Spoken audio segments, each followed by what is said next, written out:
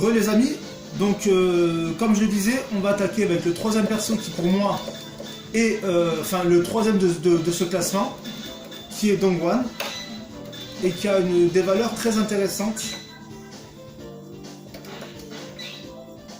pour sa SM. Je vais mettre en... Ben, je suis déjà. Je me suis mis en garde 1, je me suis mis en P-Power, et on va vérifier tout ça ensemble. Donc il faut savoir que lorsque j'avais parlé d'une super, justement, j'avais dit que les Dongguan avec une super cachée, avec qu'une super 0 frame, c'est-à-dire la cachée. Or je m'étais trompé et j'avais corrigé de manière textuelle. Alors que oui, il a bien une seconde SM 0 frame, c'est celle qui la lance en l'air. Si j'arrive à la sortir, voilà. Celle-ci qui est bien 0 frame de start-up hein, pour les deux, que ce soit la faible ou la forte. Et le seul petit inconvénient, c'est que en garde, la faible elle fait moins 39. Et la forte elle fait moins 69. Je m'attarde pas sur le hit, parce que le hit quand il touche, bah il touche quoi. Je veux dire, c'est touché, on s'en fiche. Le but c'est de savoir que le start-up, parce qu'il est intéressant, on va pouvoir faire des choses intéressantes, notamment ça.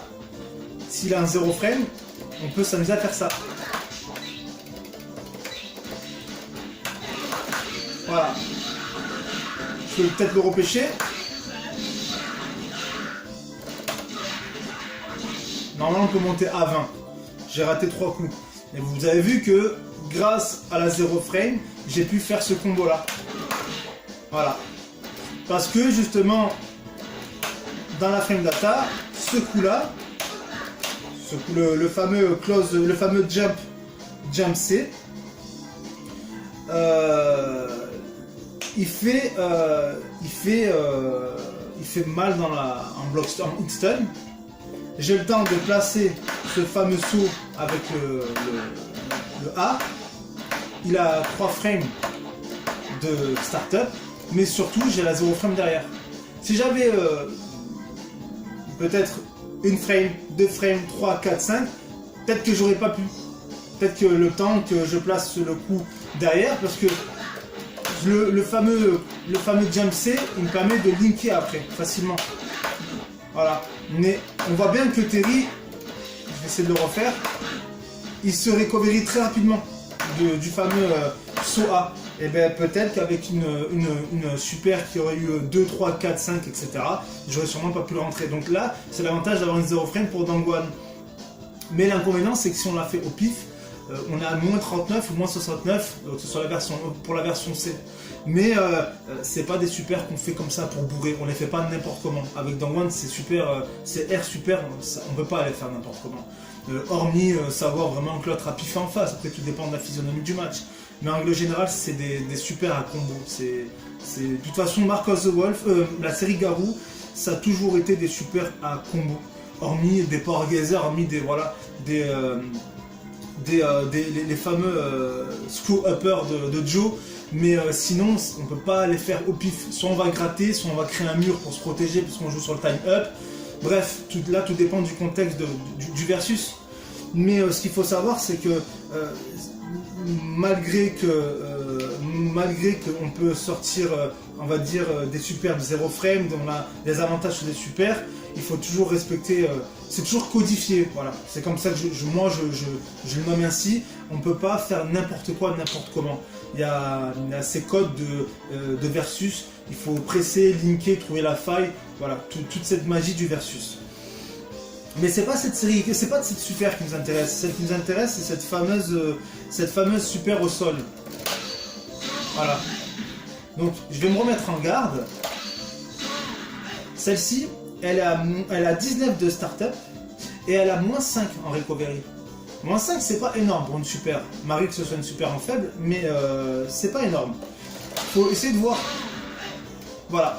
Donc moi quand j'ai bougé, Terry il s'est déjà recovery de son block stun. Et ce qui fait qu'à moins 5 il peut me toucher parce que je suis dans le négatif. Il a forcément un coup. Lui, si moi je suis en moins 5, on a logique que lui il est en plus 5. Il récupère vraiment, on est d'accord. Donc lui, il va forcément pouvoir sortir quelque chose en reversal, par exemple. Donc c'est assez dangereux à faire. Mais si on l'a fait hors du coin, on voit qu'on a un recul là. Donc ce recul là, il faut prendre en compte qu'il doit avoir un avis de 2 frames. Il doit avoir, je pense, 2 frames de distance. Par contre, dans le coin, il n'y a pas de recul. Ce qui fait que là, il est à bout portant, et à bout portant, il peut me lancer. Son Power Gazer, il me semble que la version C, elle fait 3 frames, et le Buster Wolf, elle fait 4 frames avec la version D. Là, il peut me la rentrer facilement. Mais là, si on doit rajouter 2 frames, hormis essayer de la faire en reversal, il faut savoir que c'est un grattage des derniers frames du recovery. Des dernières frames, voilà, du recovery. Donc le recovery c'est startup, frame actif, recovery. Et quand il va arriver recovery, là c'est là où on va grappiller un peu ces frames. Et je pense qu'on doit gratter à mon avis une frame sur le recovery, et ce qui fera que le reversal va apparaître. On peut le voir à travers la fameuse action de Ryu. Dans Street Fighter, si on tombe au sol, on a tendance à faire vite un Shoryuken au pif, et on va voir qu'il va pas, on va pas le voir debout, Ryu. Il va se relever, et en se relevant, Shoryu.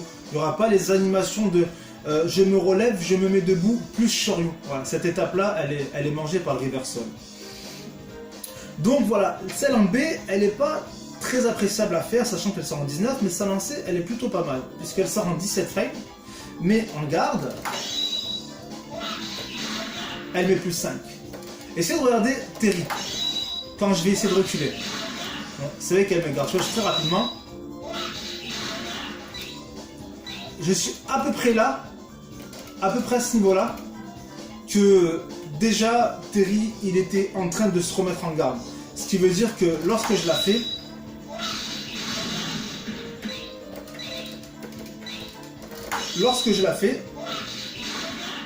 je vais avoir l'avantage. Bon, elle garde flush très rapidement. Vu que je suis à plus 5, voilà, je vais avoir l'avantage. Voilà. On l'a pas vu se remettre très rapidement de la garde. Vous voyez, j'ai renchaîné parce que j'ai pu renchaîner parce que je suis à plus 5. Il était en garde, j'ai mis en fait en position de block string. Il n'a pas pu se remettre, Terry. Il n'a pas relâché sa garde. Après, si on la maintient, c'est super. On peut guard flush directement. Je vais la refaire entièrement, mais ça guard flush entièrement. Mais bon, ça ne sert strictement à rien. Hein. Je veux dire, on va pas balancer une P-Power, hormis, encore une fois, une physionomie du match particulière où c'est serré et que l'adversaire il a une très bonne garde, on veut lui faire casser sa garde. On peut se permettre justement de faire casser sa garde avec une P-Power, sachant qu'on se dit qu'il a 10% de barre de vie, et ensuite on enchaîne un combo, par exemple. Voilà. On peut faire voilà, celui-là, et après on peut enchaîner par exemple avec le second coup, ça fera 26-27% de dégâts, il me semble. Peut-être que voilà, là on peut le tuer. Voilà. Après, là tout dépend du contexte. Mais encore une fois, les P-Power elles sont pas intéressantes à utiliser. Voilà.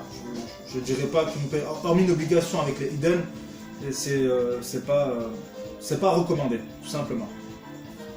Donc c'est pour cela que voilà, je l'ai mis en troisième, parce qu'il y en a une qui est très intéressante. Et avec celle-ci, on peut, comme je vous l'ai dit juste avant, changer la vision d'un match très rapidement. En sacrifiant certes une P-Power, mais à côté, on avait prévu autre chose. Comme quoi, la faculté des versus, ça joue vraiment sur des valeurs et de très bonnes connaissances. Il ne faut pas négliger la théorie. Sachant qu'à Mark of the Wolf, les barres de Super Move ne servent qu'à lancer des Super Moves, contrairement à ses homologues précédents, qui eux pouvaient servir à faire des break shots, à faire des P-Power, à faire des S-Power, donc les fameuses Super Moves, et à faire des H-Power, des Half Power. Les Half Power, ils servaient à Tactical Recovery ou à faire un break shot. Donc il me semble que Tactical Recovery, donc la fameuse relevée rapide au sol, on n'a pas besoin d'avoir une half power. Il me semble qu'à la moitié du half power, on peut déjà l'utiliser. Et le H power donc sert à faire break shot. Par contre, on est obligé d'avoir au moins une H power au minimum pour faire une break shot. Donc voilà, je vais vous laisser sur ces mots. Je vais enchaîner avec le second sur une autre vidéo. A de suite, messieurs.